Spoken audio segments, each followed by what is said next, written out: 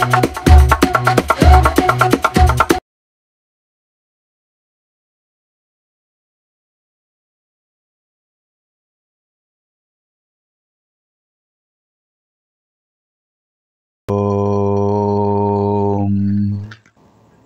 గురుభ్యో నమః. నమో దేవ్యై మహాదేవ్యై శివాయై సతతం నమః. నమః ప్రకృత్యై భద్రాయై నియతాః ప్రణతాస్మతాం. శృతిస్మృతిపురాణానాం ఆలయం కరుణాలయం నమామి భగవత్పాదం శంకరం లోకశంకరం. అర్చనకాలే రూపగత, సంస్తుతికాలే శబ్దగత, చింతనకాలే ప్రాణగత, తత్వవిచారే సర్వగత. ఓం ఐం హ్రీం శ్రీం శ్రీమాత్రే నమః. ఓం ఐం హ్రీం శ్రీం శ్రీమాత్రే నమః. ఓం ఐం హ్రీం శ్రీం శ్రీమాత్రే నమః. ఓం ఐం హ్రీం శ్రీం శ్రీమాత్రే నమః. ఓం ఐం హ్రీం శ్రీం శ్రీమాత్రే నమః. ఓం ఐం హ్రీం శ్రీం శ్రీమాత్రే నమః. ఓం ఐం హ్రీం శ్రీం శ్రీమాత్రే నమః. ఓం ఐం హ్రీం శ్రీం శ్రీమాత్రే నమః. ఓం ఐం హ్రీం శ్రీం శ్రీమాత్రే నమః. ఓం ఐం హ్రీం శ్రీం శ్రీమాత్రే నమః. ఓం ఐం హ్రీం శ్రీం శ్రీమాత్రే నమః. లలితా త్రిశతి స్తోత్రంలో ఉత్తరపీఠికలో ఇప్పుడు 6వ శ్లోకం నుంచి అధ్యయనం చేద్దాం. అగస్త్య ఉవాచ అశ్వానన మహాభాగ రహస్యమపి మే వద శివవర్ణాని కాన్యత్ర శక్తివర్ణాని కాని ఉభయోరపి వర్ణాని కాని వా వదదేశిక ఇది పృష్టః కుంభజేన హయగ్రీవోవదత్ పునః. 6-7 శ్లోకాలు కలిపి అన్వయక్రమం చెప్పుకోవాలి. అగస్త్య ఉవాచ అశ్వానన మహాభాగ రహస్యమపి మే వద శివవర్ణాని కాన్యత్ర శక్తివర్ణాని కాని ఉభయోరపి వర్ణాని కాని వా వదదేశిక ఇది పృష్టః కుంభజేన హయగ్రీవోవదత్ పునః. అశ్వాన అగస్త్య ఉవాచ, అగస్త్యులు వారు చెప్పారు, అడుగుతున్నారు. ఉవాచ మనకు భగవద్గీతలు కూడా చెప్పి చూస్తుంటుందా. ధృతరాష్ట్ర ఉవాచ, సంజయ ఉవాచ, అర్జున ఉవాచ, శ్రీ భగవాన్ ఉవాచ. ఉవాచ ఉవాచ ఊచతు ఊచు. ఉవాచ ఏకవచనం, ఊచతు ద్వివచనం, ఊచు బహువచనం. సంస్కృత భాషా ప్రాశస్త్యం ఏంటంటే శబ్దాలు కానీ ధాతువులు కానీ అంటే నామవాచకాలు కానీ క్రియలు కానీ ఏవైనా సరే 3 వచనాల్లో ఉంటాయి. ఏకవచనం, ద్వివచనం, బహువచనం. ఒకటి చెప్తే ఏకవచనం, ఇద్దరు చెప్తే ద్వివచనంలో చెప్పాలి, ముగ్గురు అంతకంటే ఎక్కువ చెప్తే బహువచనంలో చెప్పాలి. ఈ భాషా వైవిధ్యం మరి ఏ భాషలోనూ లేదు. వచన వైవిధ్యం అదే సంస్కృత భాష వైశిష్ట్యం, వైభవం కూడా. ఏమంటున్నారు ఆయన అగస్త్యులు వారు? అశ్వానన మహాభాగ రహస్యం అపి మే వద శివవర్ణాన్ని కానీ అత్ర శక్తివర్ణాన్ని కానీ. స్పష్టంగా ఉంది. ఎంత సరళ శైలిలో చెప్పారండి వ్యాసులు వారు. వ్యాసోచ్ఛిష్టం జగత్సర్వం.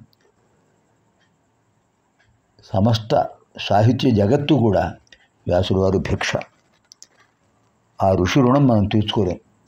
ఎప్పుడు తీర్చుకోలేము తెలుసునండి? మనం తెలుసుకున్న విషయాలు ఇతరులకు చెప్పడం ద్వారా ఆ రుణం తీర్చుకుంటాం. ప్రతివాడు కూడా 3 రుణాలతో పుడతాడట. పితృణం, ఋషి రుణం, దేవరుణం.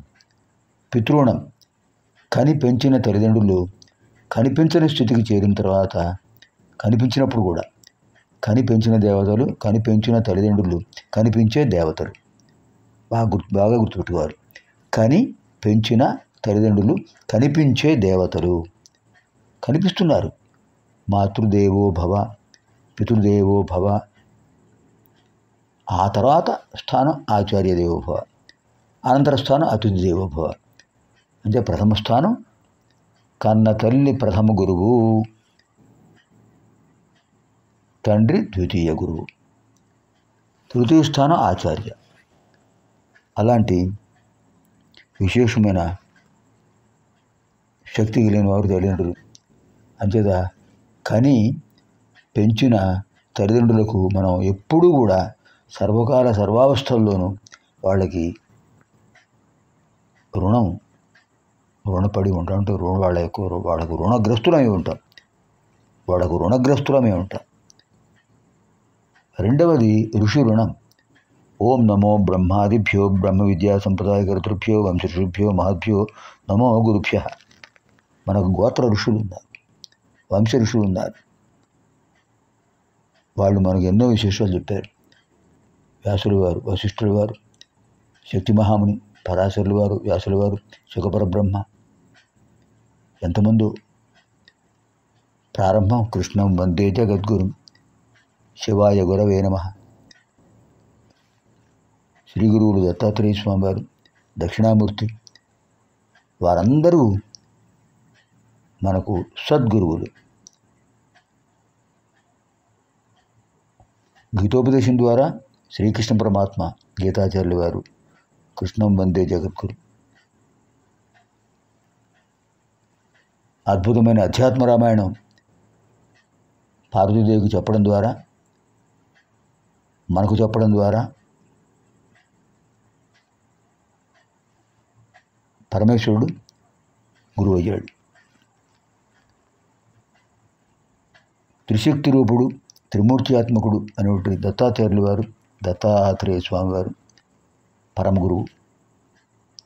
దక్షిణామూర్తి పరమదాక్షిణ్య స్వభావం కలిగిన వాడు.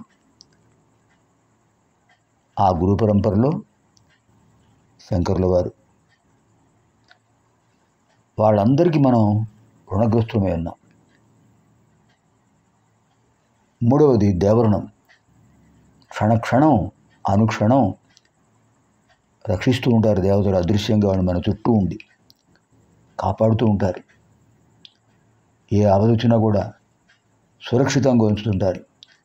ఎంత ఘోరమైన పెద్దదైన ప్రమాదం వచ్చినా కూడా దాన్ని తుటిలో సులభంగా తీసేస్తుంటారు. అలాంటి దేవతలకు మనం రుణగ్రస్తులై ఉన్నాం. ఎలా తీర్చుకోవాలండి రుణం? తల్లిదండ్రుల మాట వినాలి. జీవతోర్వాక్యకరణాత్ ప్రత్యబ్దం భూరిభోజనాత్ గయాయాం పిండదానాచ్చ త్రివి పుత్రస్య పుత్రత. తల్లిదండ్రులు జీవించినప్పుడు వాళ్ళ మాటలు, చెప్పిన మాటలు వినాలి. వాళ్ళు చెప్పిన మాటలు శిరసావహించాలి. వాళ్ళకు బాధ కలిగించకూడదు. తల్లిదండ్రులందు ధైర్యని పుత్రుడు పుట్టనేమి వాడు గిట్టనేమి, పుట్టలోని చెదరు పుట్టదా గిట్టదా అంటాడు వేమన. అంతేత వాళ్ళు చెప్పినట్లు వినడం, వాడు చెప్పినట్టుగా విద్యాభ్యాసం పూర్తి చేసుకోవడం, వాడు చెప్పిన మాట ప్రకారమే వాళ్ళ అనుమతితో, వాళ్ళ ఆశీస్సులతో గృహస్థాశ్రమం స్వీకరించడం, సత్సంతానం పొందడం, వీటి ద్వారా పితృణం తీర్చుకుంటాం. రెండవది ఆచార్యులు, గురువులు, ఋషులు అనంత వాంగ్మయాన్ని ఇచ్చారు. ఆ వాంగ్మయాన్ని అధ్యయనం చేసి, అధ్యాపనం చేస్తూ, తెలియని వాడికి తెలియజేస్తూ, అందరికీ మనం పొందిన విజ్ఞానాన్ని పెంచితే ఆచార్య రుణం, గురు రుణం తీరుతుంది, ఋషి రుణం తీరుతుంది. మూడవది ఉభయ సంధ్యా సమయాల్లో దీపారాధన చేయడం. శూన్య లలాట కృతం శూన్యం భవతి. బొట్టు పెట్టుకోవాలి.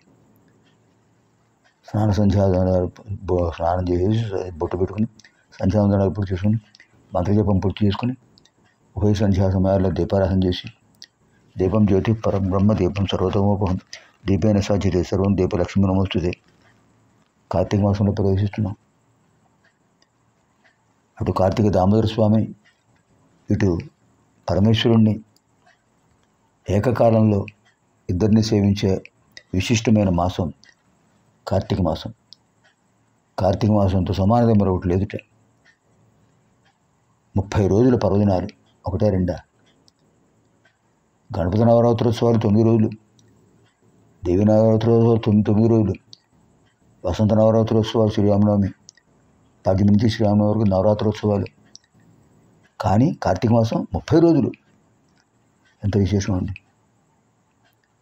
అలా మన భారతీయ సనాతన ధర్మం ఎప్పుడు కూడా నిత్య కళ్యాణం హరిత తోరణం అంటే పచ్చ తోరణం అలా పరిధి వెళుతూ ఉంటుంది. అలా దేవతార్చన చేస్తూ ఉంటే, అవకాశం వచ్చినప్పుడు హోమం చేస్తూ ఉంటే దేవరుణం తెచ్చుకుంటాం. అనంతర కార్యక్రమం తర్వాత చూద్దాం. స్వస్తి ప్రజాభ్యః పరిపాలయంతాం న్యాయేన మార్గేణ మహీం మహిషా గోబ్రాహ్మణేభ్యः శుభమస్తు నిత్యం లోకాः సమస్తాः సుఖినో భవంతు.